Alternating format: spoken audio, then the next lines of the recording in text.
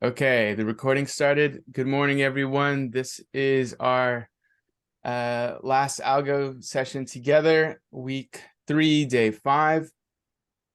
We've made it. All right. So let's enjoy this challenge. Let's see what it's about. It's shift. So write a function that takes in an array and a number of steps to shift the values to the right by. Then wrap around any values to that shift off array's end to the other side so that no data is lost. All right, so let's see what this looks like. We have this function called rotate array. It takes in an array and then a number of steps to shift the values to the right by.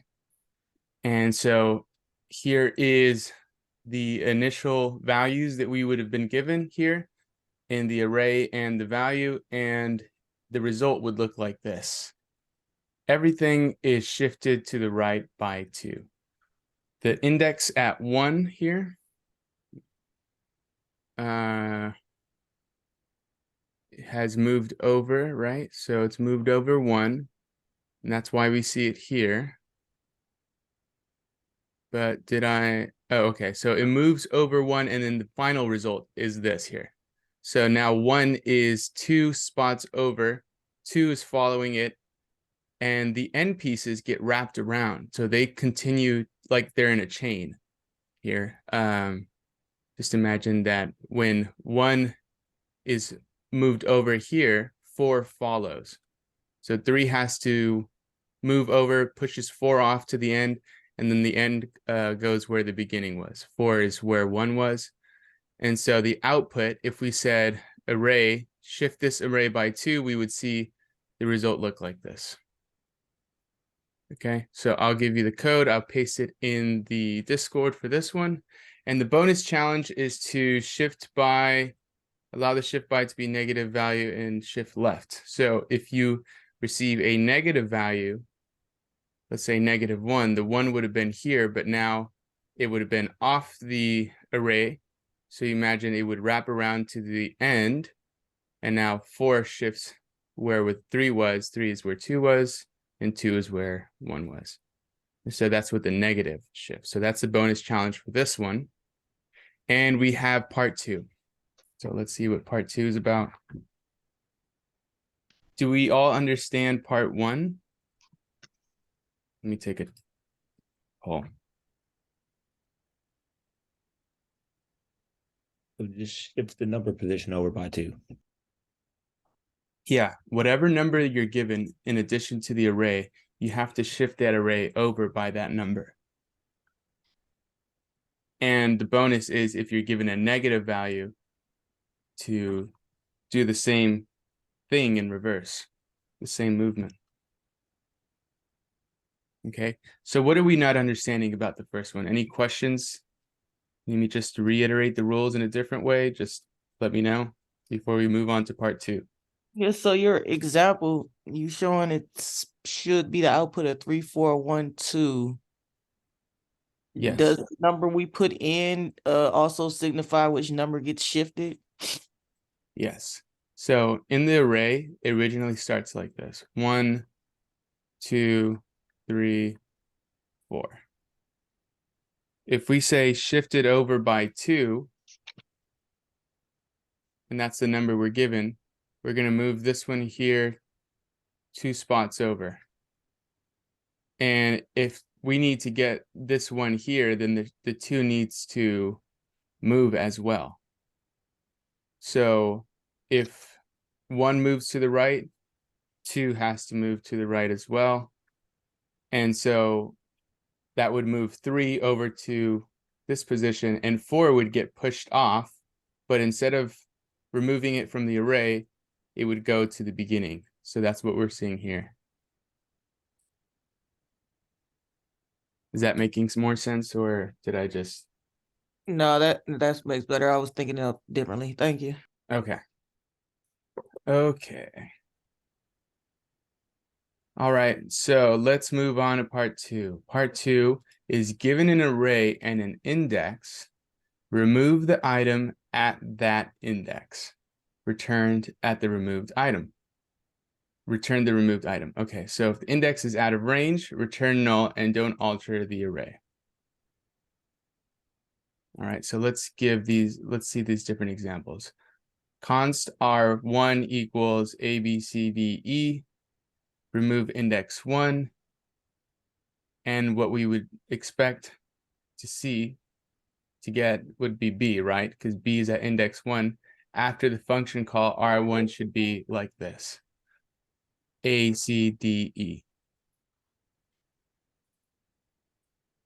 Okay. Are we allowed to use like pop and No inbuilt array method. okay. Oh yeah, I should have Except read that. pop. Oh, except pop. Okay. Yeah. All right, so let's look at this one. A, B, C. If we give the remove index 3, 3 is off the array, so you would get a null value. And same with this one, which is asking for -3. Okay, so return null and don't alter the array if it's out of range. So you have to make functions that you consider for edge cases. What if they give you a value that is not going to exist? So this is a way to practice that. Okay, not too difficult, right? I see you all nodding your heads silently. I think I got this one. Okay. So let's go ahead and break out into groups. Okay, welcome back, everyone. Let's share our results. So who wants to solve for problem 1? We can go. Okay, thank you, Mark. Let me share my screen. Sorry, heads out in the camera.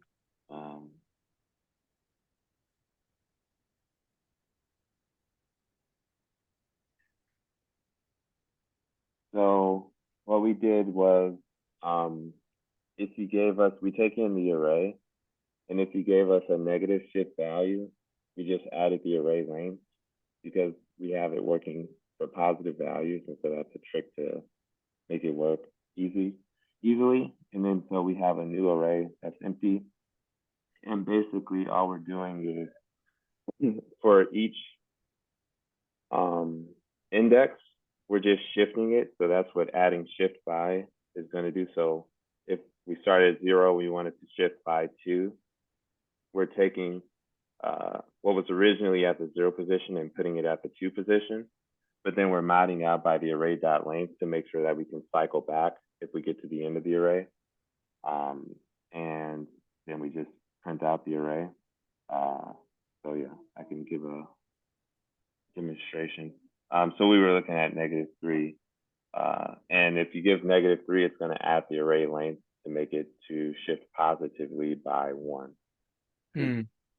Shifting negative is the same as shifting positive by a different amount. So yeah, so we ended up, you can see it here under new array. So shift by is +1. So if you have a negative, you're really shifting by a positive. And each iteration, it's going to shift everything until you get your final output, which is 4, 1, 2, 3. Nice. So. Nice job. And and that's how we did the bonus as well, right? Did the bonus was included in that, or did I miss it? Yeah, so the bonus was basically if it's a negative value, you add the array.length to that value, and that's an equivalent shift. Right. Okay. Okay. Nicely done. Thank you, Mark and Mark's group. Who would like to present for the second one? Remove at index.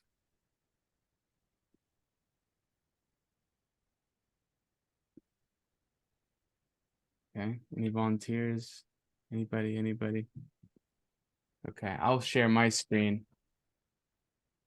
No one wants to go. We can share if you want, but Okay. Yeah, did you do the bonus? Because I didn't do the bonus for this one. Is there a bonus? I don't think there is. No. Yeah. Okay, go ahead and share, Mark. Okay. Sorry, keep putting my head in the gym. Oh. So for the remove function, we have the condition that if you gave us an illegal index, we just return null. But if you gave us a legal index, then we save the, we use a temporary variable to save that special value that you want to remove. We save it in a temp variable so that we can make sure we still have it at the end of the function. Right. But then while we have that temp variable, we start our for loop at that special index, because you can ignore everything to the left, because all we're doing is we're shifting everything to the left that was to the right of that index that you want to get rid of. So Right. for example, if you have 1, 2, 3, 4, and you're trying to get rid of this 2, we get rid of the 2 and just shift the 3 and 4 left by 1 Right. to cover the empty spot. So you can see it working right here. So we have the example, you want 1, 2, 3, 4, you want to get rid of the 2.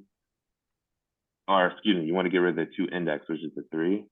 We got rid of the 3 and we shifted the 4 over, but you still have this 4 here. So that's where you have the pop.